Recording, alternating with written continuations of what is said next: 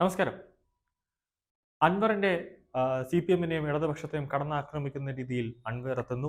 അതേസമയം പിണറായി വിജയൻ ഹിന്ദു പത്രത്തിന് ഒരു അഭിമുഖം നൽകുന്നു. ആ അഭിമുഖമാണ് ഇപ്പോൾ വലിയ തോതിൽ ഇടതുപക്ഷ സർക്കാരിനെ കൊണ്ട് ഇടതുപക്ഷ സർക്കാർ കഴിഞ്ഞ 5 വർഷം കേരളം ഭരിച്ചപ്പോൾ എന്തൊക്കെയാണ് സംഭവിച്ചതെന്നതിന്റെ വ്യക്തമായ രീതികളെത്തുന്നു. ഇന്റലിജൻസ് റിപ്പോർട്ടുകളും സ്പെഷ്യൽ ബ്രാഞ്ച് റിപ്പോർട്ടുകളും അടക്കം മുഖ്യമന്ത്രിയുടെ മേശപ്പുറത്തെത്തിയിട്ടും ഇതൊന്നും തന്നെ കണ്ടില്ല എന്ന് നടിക്കുന്ന വിജയൻ കേരളത്തെ ഏത് രീതിയിലേക്കാണ് കൊണ്ടുപോകുന്നത് എന്നത് നമുക്കറിയില്ല. മുൻ വിരമിച്ച DGP ലോക്നാഥ് ബെഹ്റ അടക്കം വിരമിക്കുന്ന സമയത്ത് പറഞ്ഞിട്ടുണ്ടായിരുന്ന ഒരു കാര്യമാണ് കേരളത്തിൽ IS-ന്റെ, അതായത് പാകിസ്ഥാൻ ആന്നമൂട്ടി വളർത്തുന്ന പാകിസ്ഥാനിൽ നിന്നും പണവും എല്ലാ സഹായങ്ങളും കൈപ്പറ്റുന്ന ISI എന്ന തീവ്രവാദ സംഘടന കേരളത്തിൽ സ്ലീപ്പർ സെല്ലുകളുണ്ട് എന്ന് വ്യക്തമാക്കുന്നു. മുൻ DGP TP സെൻകുമാറും പറയുന്നു കേരളത്തിൽ തീവ്രവാദത്തിന്റെ ഹബ്ബുകളുണ്ട്, പിടിയിലാണ് കേരളം എന്നൊക്കെ.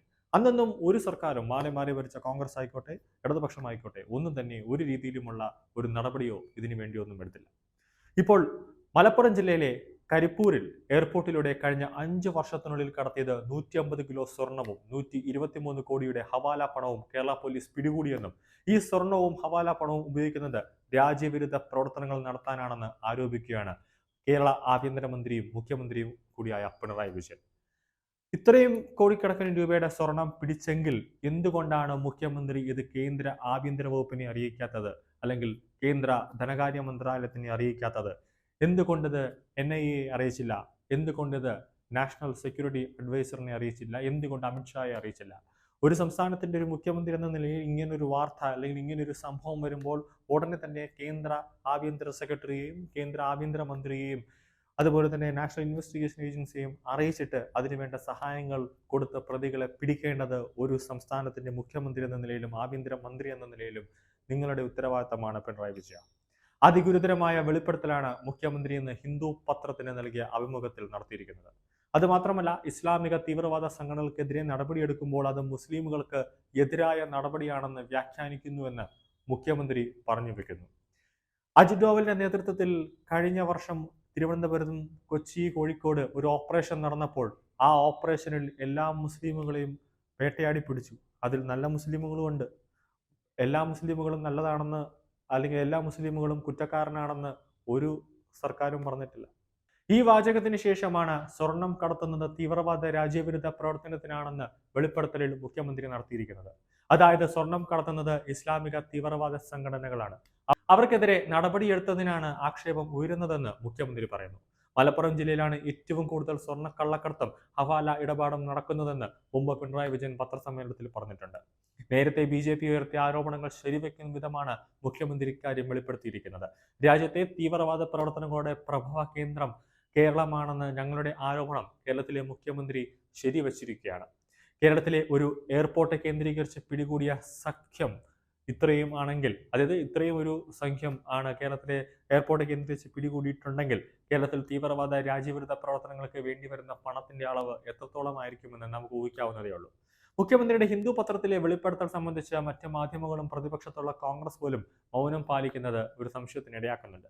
ഈ വരുന്ന ഫണ്ടിങ്ങിന്റെ ഒരു ഭാഗം തന്നെയാണല്ലോ അവരെയും താങ്ങി നിർത്തുന്നത് എന്നൊരു സംശയമുണ്ട്. കൂടാതെ ഇത് വലിയ രീതിയിൽ മാധ്യമങ്ങളും കത്തിപ്പടരുന്നില്ല, അതും ഒരു സംശയത്തിലേക്ക് പോകുന്നുണ്ട്. മലപ്പുറം, അതായത് കരിപ്പൂരിൽ നിന്ന് ഇറങ്ങുന്ന സ്വർണ്ണങ്ങളെല്ലാം തന്നെയും മലപ്പുറത്തും കോഴിക്കോടും ആണ് പോകുന്നത്.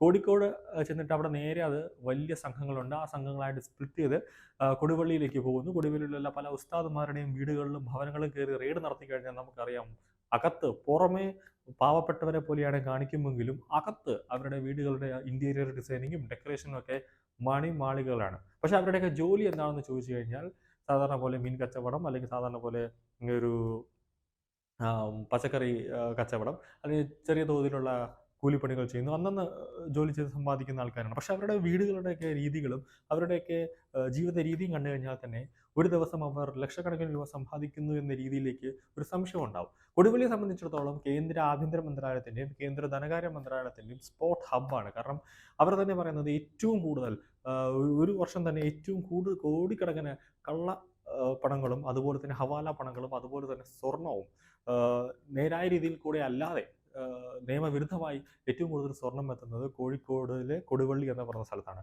അവിടെ തന്നെ 95% കൂടുതൽ ജ്വല്ലറികളും ഇതുപോലെ ഈ മലബാർ വഴിയുള്ള, അതായത് തെറ്റായ രീതിയിലേക്ക് സ്വർണ്ണ കടത്ത് നടത്തി തുടങ്ങിയ ജ്വല്ലറികളാണ് കൊടുവള്ളിയിൽ ഭൂരിഭാഗവും ഉള്ളത്. അത് കൊടുവള്ളി പ്രദേശം കണ്ടിട്ടുള്ള ആളുകൾക്ക് മനസ്സിലാകും. അവിടെ ഏറ്റവും കൂടുതൽ സ്വർണ്ണക്കടകളാണ് കൂടുതലുള്ളത്. മറ്റ് കടകളെല്ലാം വളരെ കുറവാണ്. അപ്പോൾ ഇതുമായി ബന്ധപ്പെട്ടൊരു നിർണായകമായ ഒരു നീക്കം ഗവർണർ നടപടി തുടങ്ങിക്കഴിഞ്ഞിരിക്കുന്നു.